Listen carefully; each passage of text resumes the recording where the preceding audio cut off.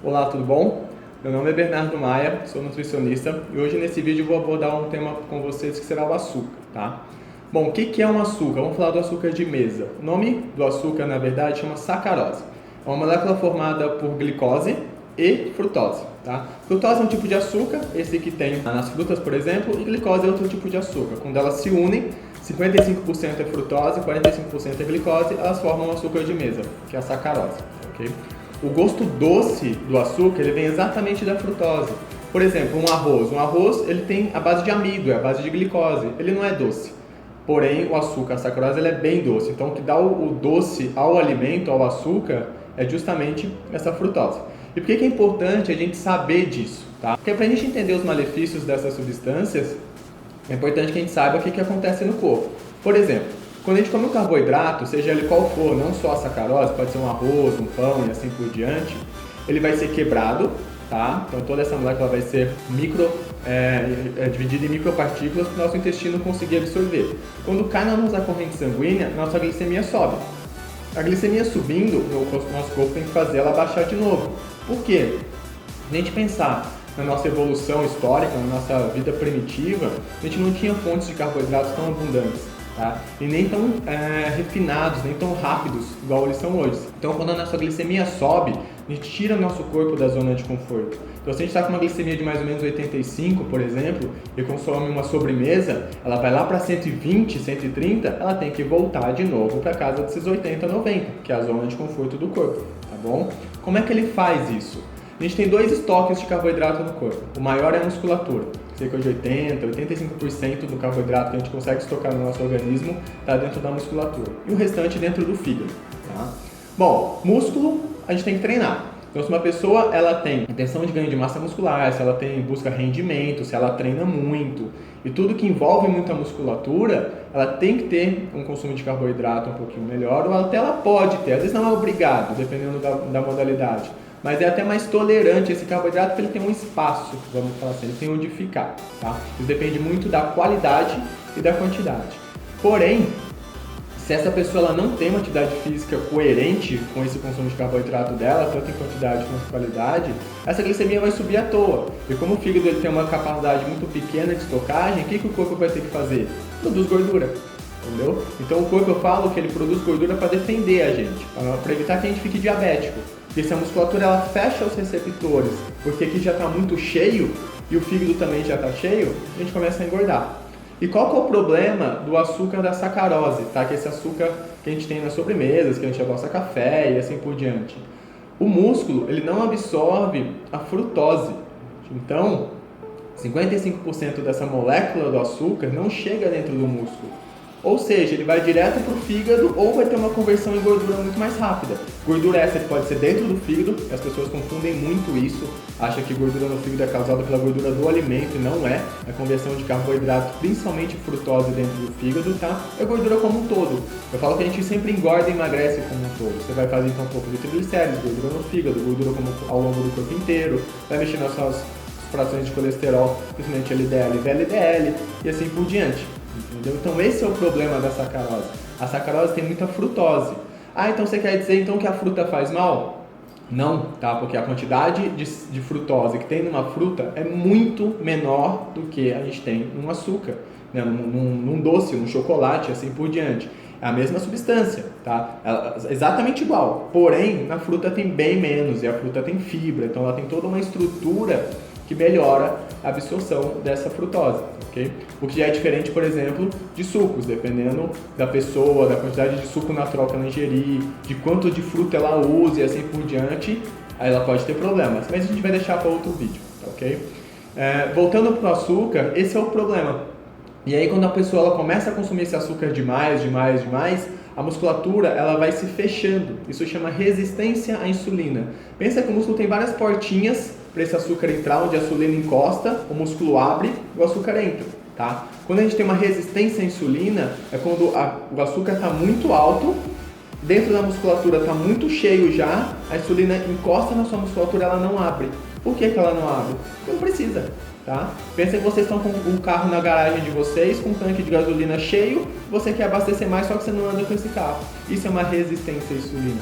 E essa é a base para as doenças, alterações metabólicas, né? Então as pessoas começam a ter uma pressão mais alta, porque a insulina começa a desregular a forma de eliminação de água e sódio, então a gente fica com mais retenção de líquido.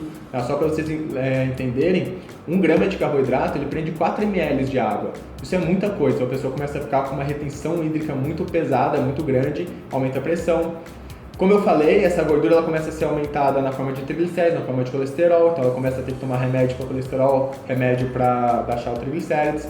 Ela começa a ter uma glicemia elevada, então ela começa a tomar um remédio para melhorar a glicemia dela. Então são remédios que começam a entrar no corpo, mas que na verdade não melhoram em nada. Né? Pode reparar, uma pessoa começa a tomar um remédio com, sei lá, 40 anos de idade, ela vai até o final da vida dela tomando esse remédio com os mesmos problemas. Tá? Eles são paliativos, eles são assim, ilusórios. Qual que é a raiz do problema? Corrigir essa insulina, que é controlada pela forma de carboidrato que a gente consome, entendeu? Desses carboidratos, o açúcar é o pior deles. Por quê? Porque ele tem uma alta concentração de frutose e ele é viciante, gente, tá? É pesado a gente falar isso, mas tem estudos que mostram que ele tem uma capacidade de vício tanto quanto uma cocaína, por exemplo. Ele tem uma liberação de dopamina muito alta. Então, quando a gente consome o açúcar, a gente quer mais. Além de ser gostoso, claro, né? Não vamos ser hipócritas. Então ele tem um sabor muito agradável e ainda faz com que fisiologicamente a gente peça mais, é muito complicado a gente ter uma condição de moderação com o açúcar. Aquela coisa, come só um pouquinho por dia e assim por diante.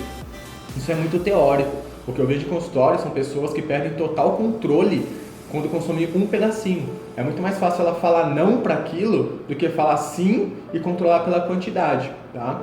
E por que isso? Por hábito, porque ela está acostumada a comer aquilo de forma constante, por sabor, tá? Geralmente e por essa dopamina, que é liberada da sensação de prazer muito grande, ok? E geralmente as pessoas caem pro açúcar para descontar emoções, então elas buscam um prazer, ela está estressada, ela está cumprindo um trabalho, ela está com alguma coisa onde ela busca uma fonte imediata de prazer, ela recorre para o açúcar, ok? Então eu nunca aconselho essa coisa do come só um pouquinho, isso é muito difícil. A não ser que seja, por exemplo, um chocolate mais amargo, que o teor de açúcar dele é muito baixo, então ela nem vai ter essa compulsão pelo doce, entendeu? Eu vou trazer alguns dados aqui para vocês, só para vocês verem como o açúcar é tão perigoso. Por quê? Conforme a gente vai tendo essa resistência à insulina, conforme o nosso corpo ele vai rejeitando essa absorção, e a nossa insulina vai sendo produzida cada vez mais pelo nosso pâncreas, o nosso corpo pode entrar em fadiga, né? O nosso pâncreas ele cansa. Então o que é o cansar? Ele ao longo dos anos você vai consumindo açúcar, ela vai liberando, até chegar uma hora que o seu pâncreas fala, parei, não produzo mais. Então aquele açúcar que estava sendo convertido em gordura, ele começa a sobrar na sua corrente sanguínea, a sua glicemia começa a subir, até o seu pâncreas parar de produzir de vez e sua glicemia pronto, ela não cai mais. Isso é o diabetes. Tá? Então a gente tem a fase do pré-diabetes e do diabetes. Dá uma olhada nesses dados. Uma pessoa no Brasil, ela consome cerca de 30 quilos de açúcar direto por ano. Tá? Se a gente for falar indiretamente, o que é indiretamente? Aquele açúcar que está nos alimentos. Tá? Chega a 50. Então 30 quilos de açúcar puro ou 50 mais ou menos do que ela consome de tudo que tem açúcar. Isso é muita coisa, gente. 80% de um supermercado ele tem açúcar, tá? Seja diretamente ou indiretamente.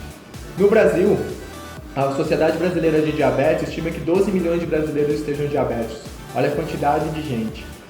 Dessas pessoas, 7% são mulheres e 5% são homens. Então as mulheres têm hoje uma prevalência maior a diabetes do que os homens, por exemplo. Tá? Idade, 0,6% de 18 a 29 anos, 14,5% de 60 a 64 anos, 19,9% de 65 a 74 anos e 75 anos ou mais, cerca de 19,6%. Reparem que conforme a idade vai passando, as pessoas vão tendo uma tendência maior. Por que isso? Justamente porque é uma doença silenciosa. Né? Essa resistência à insulina ela não acontece da noite para o dia. Ela vai vindo. E quando a pessoa percebe, ela já está com níveis muito avançados, com 20, 30, 40 quilos a mais, e aí a doença chega, entendeu? No mundo, gente, em 2014, 4,9 milhões de mortes causadas pela doença. Não diretamente, tá? Mas indiretamente. Quando uma pessoa tem níveis muito altos de açúcar no sangue, ela pode ter glicação. Então, glicação é quando o açúcar vai depositando nas proteínas do corpo e aquelas células elas vão perdendo a função. Então, ela vai perdendo a função da vista, ela vai perdendo a função renal. Hoje, a hemodiálise ela tem muitas pessoas que chegaram lá por causa da diabetes. Hoje, a diabetes ela tem ligação direta, por exemplo, com doenças do coração, então derrames, entupimento de veias, porque essa produção de gordura é muito exagerada e assim por diante. Okay? Em 2040, a estimativa é que 642 milhões de pessoas no mundo estarão diabéticas.